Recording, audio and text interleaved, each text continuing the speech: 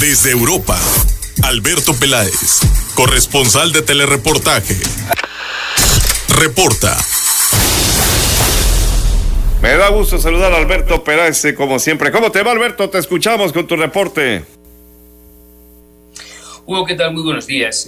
Ahondando en lo que está pasando aquí en México, el tema de la reforma energética, me gustaría hacer una concomitancia, un símil con lo que pasa en España. Mucha gente pregunta por qué la luz en España es tan sumamente cara, es tan sumamente costosa, cosa que es verdad.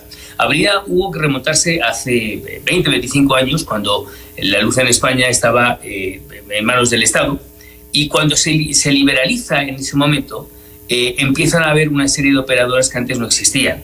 Esas operadoras, unos se dedican a la distribución, otros son los generadores y otras son las distribuidoras y otras son las comercializadoras. Son cosas distintas, empresas distintas, y todas tienen negocios diferentes. Además, en España tenemos un comité regulador, que es la de Red Eléctrica Española. Y para que entienda la gente cómo funciona, las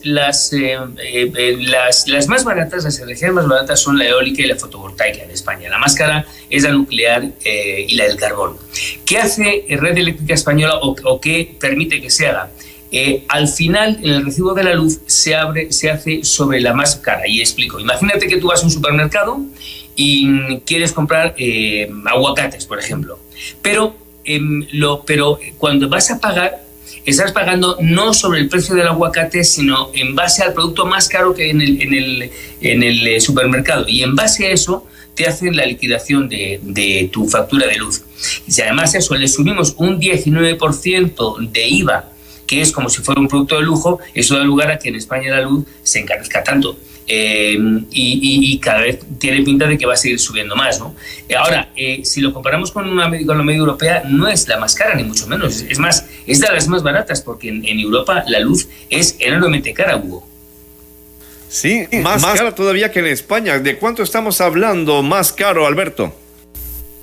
Bueno, el porcentaje no lo sé, pero hay países como Italia, como Alemania, como Francia, donde el porcentaje sube bastante, sube considerablemente más, y es más, en países cuyo PIB son inferiores al de España, como en la República Checa, en Hungría, etcétera, aún así sigue siendo bastante más cara que en España. Por eso cuando nos quejamos en España, claro, ¿en función con quién? Es verdad que cada uno le debe lo suyo, y yo cuando tengo que pagar la luz al final de cada 2 meses, me doy lo mío, pero no es un consuelo decir, bueno, es que hay lugares que más cara. No es ningún tipo de consuelo, pero es verdad que hay lugares de Europa donde la luz es considerablemente más cara que en España, como te digo, Italia, la República Checa, Francia, Alemania, etcétera.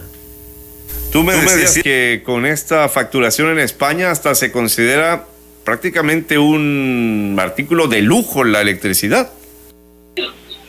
Bueno, de hecho en España, Hugo, existe lo que llaman la pobreza energética.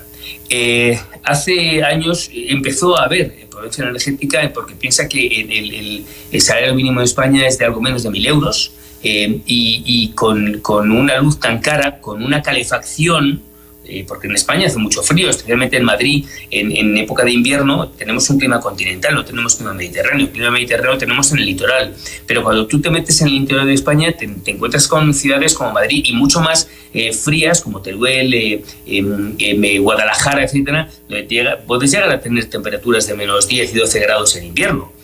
Claro, la calefacción es fundamental, y hay mucha gente en España que está pasando situaciones muy complicadas porque no tienen luz y no tienen calefacción porque no las pueden pagar. Eso es la pobreza energética, y en España desde luego no es un tema menor, es un tema muy importante que nunca se atacó realmente ni de la administración de Pedro Sánchez, ni antes de Rajoy, ni antes de Zapatero, etcétera. Se miró de aquella manera, para tapar un poco el agujero, pero realmente hay millones de personas en España que no pueden, lamentablemente, poder tener ni calefacción ni luz, Hugo.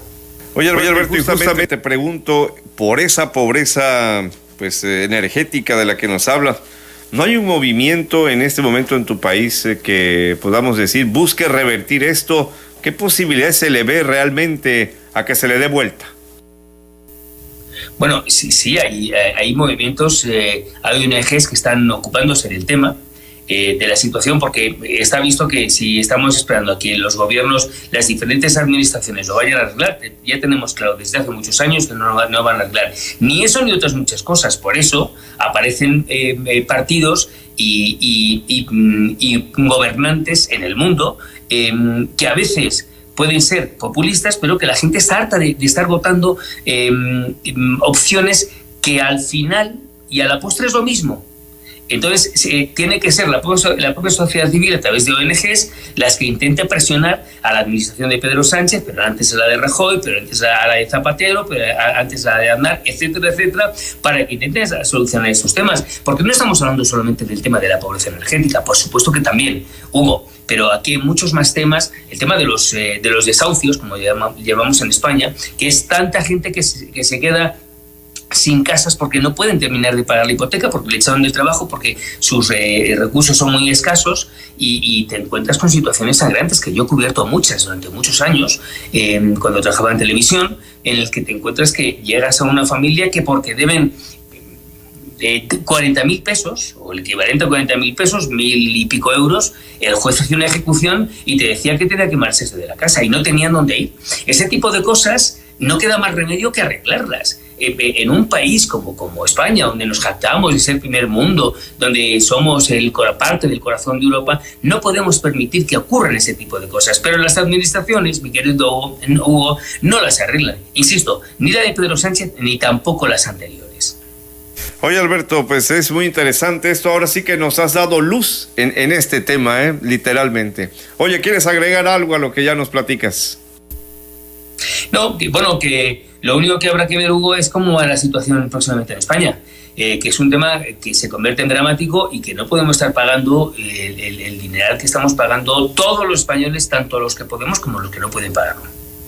Alberto Peláez, un abrazo y hasta una próxima ocasión. Buenos días. Gracias. Desde Europa, Alberto Peláez, corresponsal de Telereportaje, reporta